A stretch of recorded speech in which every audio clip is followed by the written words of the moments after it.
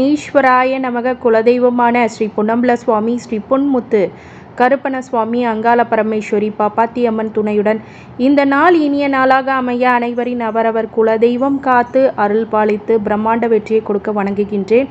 இன்று பிறந்த நாள் மற்றும் திருமண நாள் காணும் அனைத்து சொந்தங்களுக்கும் என்னுடைய நல்வாழ்த்துக்கள்.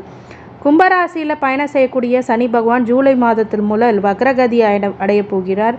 அந்த வக்ரகதியில் தான் பயணம் செய்யவும் போகிறார். அப்படிங்கும்போது சனி வக்ரம் அடையிறதுனால சனி பயிற்சியில் யாருக்கெல்லாம் பாதிப்பு இருந்ததோ அவங்களுக்கெல்லாம் சில நன்மைகளும் நன்மையான காலங்களும், யாருக்கெல்லாம் சாதகமாக இருந்ததோ அவர்களுக்கு சில பாதிப்புகளையும் உண்டாக்க அதிகமான வாய்ப்புகள் இருக்கிறது. ஜூலை முதல் நவம்பர் வரை யாருடைய வாழ்க்கையில் அதிரடி மாற்றம் ஏற்பட போகின்றது. 2.5 வருடத்துக்கு ஒரு முறை ராசியில் தங்கும் சனி ஆண்டுக்கு ஒரு முறை வக்ரம் அடைகிறார். அந்த சனிக்கு 5ஆம் வீட்டில் சூரியன் சஞ்சரிக்கும் காலத்தில் வக்ரம் பெற்று 9ஆம் வீட்டிற்கு சூரியன் வரும்போது வக்ர நிவர்த்தி அடைகிறார். அந்த வகையில் ஜூன் 29ஆம் தேதி, அதாவது ஆனி மாதம் 15ஆம் தேதி சனி பகவான் வக்ர காலம் ஆரம்பமாகிறது. ஐப்பசி 29ஆம் தேதி, அதாவது நவம்பர் 15ஆம் தேதி வக்ர காலம் முடிவுக்கு வரும். சனி பயிற்சியால் பாதிப்பு ஏற்பட்ட ராசியிற்கு வக்ர காலத்தில் தொழில் இருந்த வந்த பாதிப்புகள் குறையும், பணம் கஷ்டம் தீரும், கடுமையான நெருக்கடிகளிலிருந்து வந்தவங்களுக்கு ஒரு நிம்மதி கிடைக்கும்.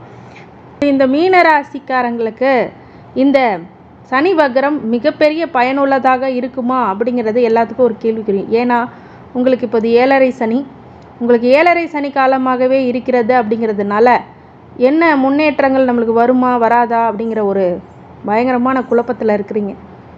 நிறைய பிரச்சனைகளும் சங்கடங்களையும் மீனராசிக்காரங்க ஃபேஸ் பண்ணிகிட்டு இருக்கீங்க. தடைகளை தாண்டி முன்னேறுவீர்கள். வீட்டில் சுப நிகழ்ச்சிகள் நடைபெறும். உங்களுடைய மனசில் மகிழ்ச்சி, உடலில் உற்சாகம் அப்படிங்கிறது அதிகரிக்கும். இந்த காலகட்டத்தில் நீங்கள் என்ன பார்க்கணும் அப்படின்னா, கோச்சார பலனை மட்டும் பார்க்கக்கூடாது. நட்சத்திர வாரியாக இப்போது தசாபுத்தி பலன்களே நீங்கள் பார்க்கும்போது தான் உங்களுக்கு நிறைவான துல்லியமான கணிப்புகளை கணித்து முழுமையாக கொடுத்துள்ளேன். இதை பார்த்து பயன்பெறுங்கள். இதுவரைக்கும் ஐஸ்வர்யம் ஆஸ்ட்ரோ யூடியூப் சேனலை சப்ஸ்கிரைப் பண்ணாமல் இருந்தீங்கன்னா சப்ஸ்கிரைப் பண்ணிக்கோங்க. பெல் ஐக்கானை ப்ரெஸ் பண்ணிக்கோங்க. நோட்டிஃபிகேஷன் பேனலை ஆன் பண்ணிவிட்டு உங்களுக்கு வருகின்ற வீடியோஸ் எல்லாமே உங்களுக்கு மிக பயனுள்ள தகவல்களாக கண்டிப்பாக இருக்கும் அப்படின்னு நம்புகிறேன். அதே மாதிரி இந்த பதிவினை முழுமையாக பார்த்து உங்களுடைய உற்றார் உறவினர் நண்பர்கள் அனைவருக்கும் பகிர்ந்து பயன் தருமாறு கேட்டுக்கொள்கின்றேன். இந்த மீனராசிக்காரங்களுக்கு பூரட்டாதி நட்சத்திரத்துக்காரங்களுக்கு இந்த 7.5 சனி இந்த எப்படிப்பட்ட பலன்கள் இருக்கும், அந்த சனி வக்ரம் என்ன கொடுக்கும் அப்படின்னு நட்சத்திர வாரியாக சொல்லும் போது, மீனராசி பூரட்டாதிக்கு குருவோடைய நட்சத்திரம் இது. குருவோடைய தசா காலங்கள் 16 வருடம். என்னுடைய கால்குலேஷனுக்கு ஒரு 2 வருடத்தை எடுத்துக்கிறேன். சனி திசை ஒரு 19 வருஷம், மொத்தம் 21 வயசு வரைக்கும் உங்களுக்கு எப்படிப்பட்ட பலன்கள் கிடைக்கும் அப்படின்னா, இந்த 7.5 சனி வாட்டி வதைக்குது அப்படின்னாலும் இந்த தடைகளை தாண்டி முன்னேறக்கூடிய வாய்ப்புகள் இப்போ வீட்டில் சுப நிகழ்ச்சி திருமணமே ஆகலை அப்படின்றவங்களுக்கு திருமணம் ஆகும். படிப்புன்ற மாணவர்களுக்கு கொஞ்சம் மனசில் கொஞ்சம் மகிழ்ச்சியும் உற்சாகமும் இருக்கும். ஆனால் படிப்பில் இந்த நேரத்தில் கான்சென்ட்ரேட் பண்ணிங்கன்னா தான் அடுத்த நிலைமைக்கு போகணுன்ற ஒரு மனசில் பட்சத்தில் வச்சுட்டு 200% உழைப்பை கொடுத்தா மட்டுமே 100% பலன்கள் உங்களுக்கு கிடைக்கும். பாதிக்கு பாதி பலன்கள் கிடைக்கும்னா அப்போ நீங்கள் எந்த அளவுக்கு உழைக்கணும் அப்படிங்கிறது நீங்களே யோசிச்சுக்கோங்க.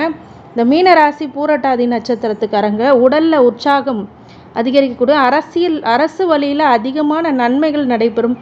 பண வரவு அதிகரிக்கும். கூடவே செலவுகளும் எட்டி பார்க்கும். விரய செலவுகளை தவிர்த்து சுப செலவுகளாக மாற்றுங்கள். நீண்ட காலமாக திருமணத்துக்கு காத்திருக்கிறவங்களுக்கு இப்போ திருமணம் நடைபெறக்கூடிய கால பிராப்தம் வந்துருச்சு. சிலருக்கு இந்த காலகட்டத்தில் குழந்தை பாக்கியம் கிடைக்கும். அதனால் சனி திசையிலையும் இப்போ சந்திச்சுட்டு இருக்கிறதுனால உஷாராகவும் கவனமாகவும் எச்சரிக்கையாகவும் இருக்கக்கூடிய காலகட்டம் அப்படிங்கிறதுனால அனைத்து துறையில் இருக்கிறவங்க மிகப்பெரிய கடுமையான சூழ்நிலைகளும் சவால்களும் இருந்தாலும் அதை புத்திசாலித்தனமாக எதிர்த்து, எவ்வளோ இன்ட்ரெஸ்ட் இல்லைனாலும் பரவாயில்ல, உங்களை மந்தத்தன்மைக்கு கொண்டு போனாலும் பரவாயில்ல, உங்களுடைய முயற்சி வெற்றிகளை கொடுக்கும். விடாமுயற்சி மட்டுமே இந்த காலத்தில் வெற்றியை கொடுக்கும். அதிகபட்ச உயர்வு கொடுக்கும்போது தான் ஒரு பாதி பலன்கள் கொடுக்கறதுனால நிறைந்த உழைப்பை நீங்கள் தரக்கூடிய சூழ்நிலை இப்போது இருக்கிறது. மாணவர்களுக்கு நல்ல வாய்ப்புகளை கிடைக்கும் போது அது சில தடைகள், நோய்வாய்ப்படுறது, ஒரு சில சின்ன நோய்வாய்ப்படுறது, இப்போ ஜலதோஷம், இரும்பல், அந்த மாதிரி அடிக்கடி தொந்தரவு கொடுக்கக்கூடிய நோய்கள் வரலாம். அதனால் அந்த விஷயத்தெல்லாம் பெருசாக எடுக்காமல் உழைப்பின் மீதே கான்சன்ட்ரேட் பண்ணணும். அடிக்கடி உங்கள் உடல்நிலையை நல்லபடியாக பார்த்துக்கணும், மனநிலையை நல்லபடியாக வச்சுக்கணும். இந்த காலத்தில் வேற்று மதத்தினர் வேற்று விஷயங்களில் இருக்கிறவங்களுக்கு நீங்கள் உங்களுடைய ஆணாக இருந்தால் பெண்ணோ பெண்ணாக இருக்குமானும்போது உஷாராக இருக்கிறது ரொம்ப நல்லது. இந்த காலகட்டத்தில் தேவையில்லாத பழக்க வழக்கங்கள்னால அவமானப்படக்கூடிய சூழ்நிலையெல்லாம் வரும். அதனால் ரொம்ப கவனமாக இருக்கக்கூடிய, உத்தியோகத்துலேயோ இல்லை தொழிலில் ஆரம்பிக்கிறீங்களோ மிக கவனமாக இருக்கக்கூடிய திசை. ஆனாலும் இதை மீறி வெற்றி பெறக்கூடிய சாத்தியக்கூறுகள் இந்த சனி வக்கரத்தில் கொடுப்பார் அப்படிங்கிறது தான் நிதர்சன உண்மை. இந்த 4 மாதத்தை நீங்கள் பயன்படுத்திங்கன்னா ஜென்ம சனி காலகட்டங்கள் கூட கொஞ்சம் ஆஸ்வாசமாக போவீங்க. இதுதான் உண்மை. அடுத்தது புதன் திசை. மீன லக்னத்துக்கோ தனுசு லக்னத்துக்கு போலவே மாரகாதிபதி பாதகாதிபதி கேந்திராதிபதி நிலைகளை பெறுவார் என்பதால் இவங்க ஆட்சி உச்சம் அப்படிங்கிறதெல்லாம் நன்மை கொடுக்காது. பதிலாக 3, 6, 11ஆம் இடங்களில் நட்பு நிலை பெற்று தசை நடந்தால் யோகங்களை கொடுப்பார்.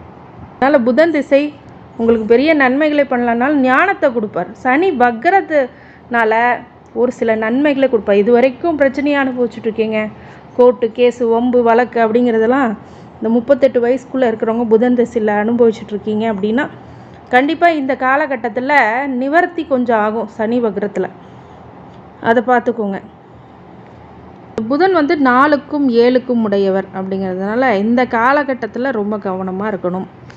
கேது திசை 38 வயசுலேருந்து 45 வயது. இந்த நேரத்தில் இறை வழிபாடு அப்படிங்கிறது ரொம்ப முக்கியம். இந்த காலத்தில் என்ன டிஸ்டர்ப் பண்ணணும்னா மெட்டீரியலிசம் லைஃப்பை டிஸ்டர்ப் பண்ணும். உத்தியோகத்தில் இருக்கீங்க, ஐடி ஃபீல்டில் ஐடி செக்டாரில் இருக்கிறவங்க இந்த மாதிரி இறை வழிபாடு நோக்கி தான் மனசு போகுமே தவிர மனவேதனையும் மனக்குழப்பத்தையும் கூட இருக்கிறவங்களால சில பிரச்சனைகளும் உங்களுக்கு கண்டிப்பாக தனிமைப்படுத்தி விடும். இதுதான் கேது திசையோட வேலை. இது ஏன் அப்படி தனிமைப்படுத்துதுன்னா இறைநிலை அப்படிங்கிறது எவ்வளோ உயர்ந்த நிலை அப்படிங்கிற காட்டுறதுக்காக உங்களுக்கு இந்த சில பிரச்சனைகள் வரக்கூடும். ஆனால் இதை பார்த்து பயப்பட வேண்டாம். இறை வழிபாடு தொடர்ந்து பண்ணுங்க, கண்டிப்பாக நல்ல பலன்களை உங்களுக்கு கண்டிப்பாக கேது திசை கொடுக்கும். ஞானத்தை கொடுக்கக்கூடிய காலகட்டம்னும் கூட. உலக வாழ்க்கை எப்படி, எல்லா மனிதர்களும் எப்படி அப்படிங்கிறத இந்த காலகட்டத்தில் உங்களுக்கு உணர்த்தும் அப்படின்னு சொல்லலாம். அடுத்தது சுக்கிர திசை 45 வயசுலேருந்து 65 வயசு வரைக்கும். இது மீன ராசிக்கு இந்த மீன லக்னமோ தனுசு லக்னமோ இருந்தால் ஆகாத ஒரு திசை, சனிக்கும் ஆகாத ஒரு திசை தான் சுக்கிர திசையில். ஆனால் பொருளாதார நெருக்கடி நீங்கும். ஆனால் இந்த சனி வக்ரம் அடைகிறதுனால பொருளாதாரத்தில் நல்ல நிலைமை, உத்தியோகத்தில் நல்ல மேன்மை, தொழிலில் நல்ல மேன்மை, அதே மாதிரி எல்லா வகையிலுமே உங்கள் வாழ்க்கையில் சிறப்புகளை கொடுக்கக்கூடியதாக இருக்கும். ஆனால் என்ன கொஞ்சம் அலைச்சல் திருச்சல், தடைகளை உடைத்து வரக்கூடிய நிலை, சவால்களை ஏற்று நெருக்கடியிலேருந்து வரக்கூடிய நிலை, இதெல்லாம் மீனராசிக்காரங்களுக்கு கண்டிப்பாக இருக்கும். அடுத்தது சூரிய திசை 65 வயசுலேருந்து 71 வயசு. இது சூரிய சந்திர செவ்வாய் இனிமேல் வர திசைகள் எல்லாம் சனிக்கு ஆகாத திசை. இந்த சூரிய திசையில் சனி வக்ரம் அடைகிறது ரொம்ப நல்ல பலன்களை கொடுத்துரும். கவர்மெண்ட் சார்ந்த விஷயங்களில், டாக்குமெண்டேஷன் விஷயத்தில் பிரச்சனை, சொத்து பிரச்சனைங்க, வரி ஏய்ப்பு பிரச்சனைங்க, இது மாதிரி எந்த பிரச்சனையாக இருந்தாலும் இந்த காலகட்டத்தில் உங்களுக்கு சாதகமாகவே முடியக்கூடிய 4 மாத காலங்களில் முடியக்கூடிய விஷயங்களும் அமையும். சூரிய திசையில் கொஞ்சம் நிவர்த்தி கொடுக்கும், ரெஸ்ட்டு கொடுக்கும். இந்த பீரியடில் இந்த விஷயம்லாம் ஓங்கி நிற்காமல் இருக்கும். அடுத்தது சந்திர திசை 71 வயசுலேருந்து 81 வயசு வரைக்கும். இந்த திசை காலங்களில் சந்திர திசையில் மிகப்பெரிய ஒரு மாற்றங்களை உங்கள் வாழ்க்கையில் இந்த சனி வக்ரமானது கண்டிப்பாக கொடுத்துரும். சூரிய திசை பார்த்திங்கன்னா உங்களுக்கு 6க்குடையவர், நோய் எதிரி கடனை கொடுத்தாலும் அதை குறைப்பார். சந்திர திசைங்கிறது கடகத்து, அதாவது 5க்குடையவர் சந்திரக்கு திசை. இந்த 5க்குடையவர் அப்படிங்கும் போது உங்கள் வாழ்க்கையில் புத்திர வழியில் ஒரு சில பிரச்சனைகள்லாம் இப்போ நிவர்த்தி ஆகும். அது மாதிரி பேரம்பேத்திகளை கொஞ்சக்கூடிய நிலை அப்படிங்கிறதெல்லாம் வரும். இந்த சந்திர திசையில் வெளிநாட்டு பயணமும் செல்லக்கூடியதாகவும் வெளிநாட்டில் இருக்கிறனால பயன்கள் அப்படிங்கிறது அதிகரிக்கக்கூடும். நோய் எதிரி கடன் எல்லாமே கம்மியாகக்கூடிய நிலை. அடுத்தது செவ்வாய் 2க்கும் 9க்கும் உடையவர். உங்களுடைய பொருளாதார, தனம், குடும்பம், வாக்கு எல்லாமே நல்லபடியாக அமையும். இந்த காலகட்டத்தில் நீங்கள் உடல்நிலையில் மனநிலையில் கொஞ்சம் சோர்வடையாமல் இருக்கணும். ராகு திசை 88 வயசுலேருந்து 106 வயசு, 99 வயசு வரைக்கும் சொல்லணும் அப்படின்னா இந்த ராகு உங்களுக்கு நற்பலன்களே ஏற்படுத்துவார் அப்படிங்கிறது தான் உண்மை. ஏன்னு கேட்டிங்கன்னா உங்களுக்கு இந்த ராகு திசை அப்படிங்கிறது உங்கள் ஜாதகத்தில் நல்ல நிலைமையில் இருந்தால் யோக காலம். அவயோக ராகுவாக மட்டும் இருந்தால் மட்டும்தான் பிரச்சனையை கொடுப்பார். அதை பார்த்து பயந்து விட வேண்டாம். ராகு எப்படிப்பட்ட நிலையில் இருக்குன்னு உங்கள் ஜனன கால ஜாதகத்தை ஜோதிட ஆலோசனைக்கு எனக்கு கால் பண்ணணுன்னா கீழே இருக்க ஸ்க்ராலில் இருக்கிற நம்பர், இந்த நம்பரை வந்து ஐஸ்வர்யம் ஆஸ்ட்ரோன்னு போட்டு ஜோதிட ஆலோசனைக்கு நம்பர் இருக்குது. அந்த நம்பருக்கு கால் பண்ணி உங்கள் ஜாதகத்தை நீங்கள் பார்த்துக்கலாம். துல்லியமாக, மிக துல்லியமாக உங்கள் ஜாதகத்தை கணித்து தரப்படும் அப்படின்னு சொல்லி இந்த மீனராசி பூரட்டாதி நட்சத்திரத்துக்காரங்களுக்கு அனைத்து ஐஸ்வர்யங்களும், மீனராசி பூரட்டாதி நட்சத்திர வழிபாடாக குரு வழிபாடு பண்ணுங்கள். வியாழக்கிழமை தட்சிணாமூர்த்தியை வழிபடுறதோ இல்லை சாய்பாபா வழிபடுறதோ அது உங்களுடைய விருப்பம். வியாழக்கிழமை தோறும் ஆனால் கண்டிப்பாக ஏதாவது ஒரு கடவுளை பிடிச்சி நீங்கள் வழிபாடு பண்ணுங்கள். அதே மாதிரி குலதெய்வ வழிபாடு முக்கியமானது, அது மாதிரி பண்ணிக்கிங்க. அதே மாதிரி ஆஞ்சநேயர் வழிபாடு மிக மிக வெற்றிகளை உங்களுக்கு குவித்தே தரும் அப்படின்னு சொல்கிறது மாற்று கருத்துக்களை. விநாயகர் வழிபாடும் பண்ணிக்கலாம். அன்னதானம் போன்ற விஷயங்களை பண்ணலாம். ஊனமுற்றோருக்கு உதவி பண்ணலாம். அதே மாதிரி துப்புரவு பணியாளர்களுக்கு உங்களால் முடிந்த உதவிகளை பண்ணலாம். அட்லீஸ்ட் ஒரு தண்ணியாவது கொடுங்க, வாட்டர் பாட்டில். அதாவது அவங்களுக்கு ரொம்ப நல்லதை கொடுக்கும், வாழ்த்து கிடைக்கும், ஆசீர்வாதங்கள் கிடைக்கும், கடவுளுடைய ஆசீர்வாதம். சனி வந்து உக்கிரத்தை குறைப்பார்.